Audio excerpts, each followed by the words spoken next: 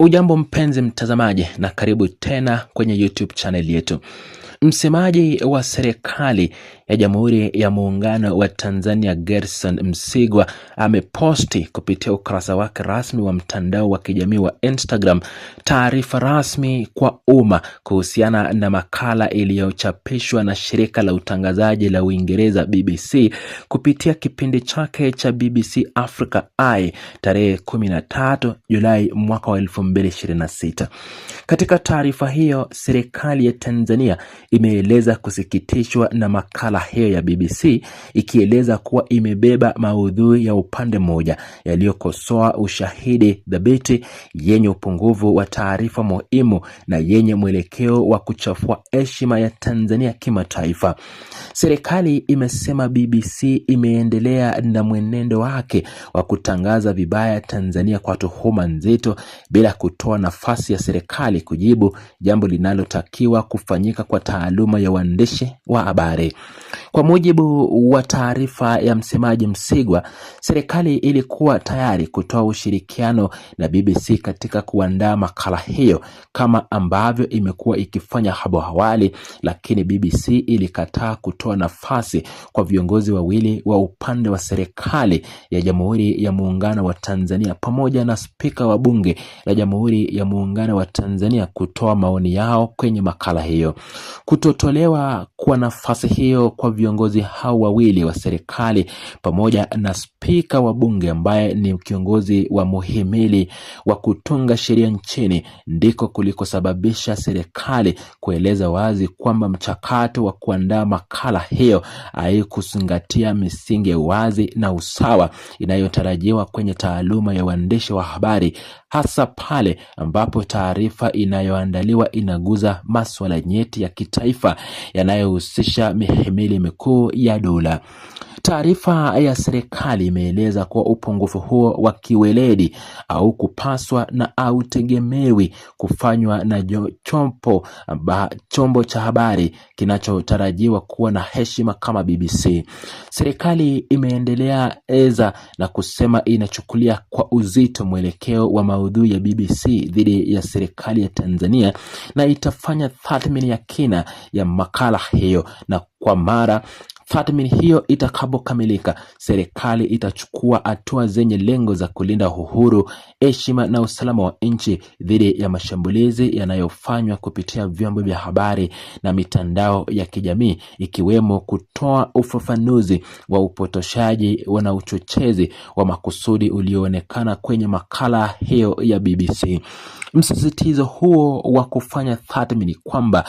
kabla ya kuchukua hatua unaonyesha kwa serikali haikutaka kutoa majibu ya haraka bila kufuata mchakato rasmi wa kiutawala, bali ilichagua kwanza kupitia kwa kina maudhui yote ya makala hiyo kabla ya kuamua kutua na kuchukua hatua stahiki zitakazofuata. Aidha, serikali imetoa wito kwa Watanzania wote kuwa makini na chokochoko zinazofanywa dhidi ya Tanzania kupitia vyombo vya habari na mitandao ya kijamii, ikiwahakikishia wananchi kuwa itaendelea kusimama imara kwenye misingi ya kudumisha amani, umoja na mshikamano wa Tanzania wote, huku ikieleza afua mbalimbali za kukabiliana na changamoto za kisiasa, kiuchumi na kijamii kwa lengo la kuimarisha ustawi wa jamii. Msemaji Msigwa alitoa pia taarifa hiyo kwa lugha ya Kiingereza ikiitwa Governance Statement on the BBC Documentary.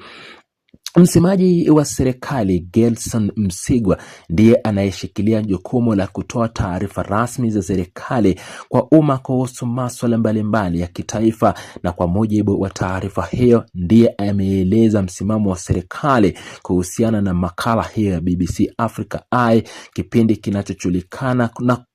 kwa kuzalisha makala ya uchunguzi kuhusu masuala nyeti barani Afrika. Nafasi ya msemaji wa serikali ni ya kutoa ufafanuzi rasmi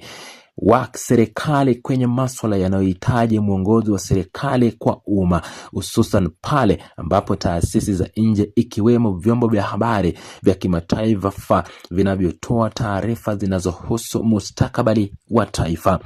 Makala iliyochapishwa na BBC Africa ambayo serikali imeikosoa iliangazia habari za mwenyekiti wa chama kikuu cha upinzani nchini Tanzania Tundu Lissu aliyekamatwa mwezi Aprili mwaka uliopita na kushtakiwa kwa kosa la uhaini. Makala hiyo iliangazia pia madai kuhusu kukamatwa kwake mara kadhaa, kipindi chake cha matibabu nchini Ubelgiji na taifa la Kenya baada ya kunuzurika jaribio la mauaji lililohusisha risasi 16 mwaka 2017 kontrade, na madai ya familia yake kuhusiana na hali aliyopitia. Makala hiyo pia ilijumuisha maelezo kuhusu shughuli za kisiasa alizokuwa akizifanya Bwana Tundu Lissu kabla ya kukamatwa kwake, ikiwemo kuongoza kampeni ya upinzani iliyokuwa ikidai marekebisho katika mfumo wa uchaguzi kuelekea uchaguzi wa mwaka uliopita ya urais, huku wapinzani wake wakidai kuwa alikuwa akijaribu kushinikiza kuzusia uchaguzi huo. Ni maudhui hayo yote ambayo serikali kupitia msemaji Msigwa imeyaeleza kuwa ni ya upande mmoja na yenye upungufu wa taarifa muhimu, kwa sababu hayakuhusisha maelezo ya serikali juu ya masuala hayo.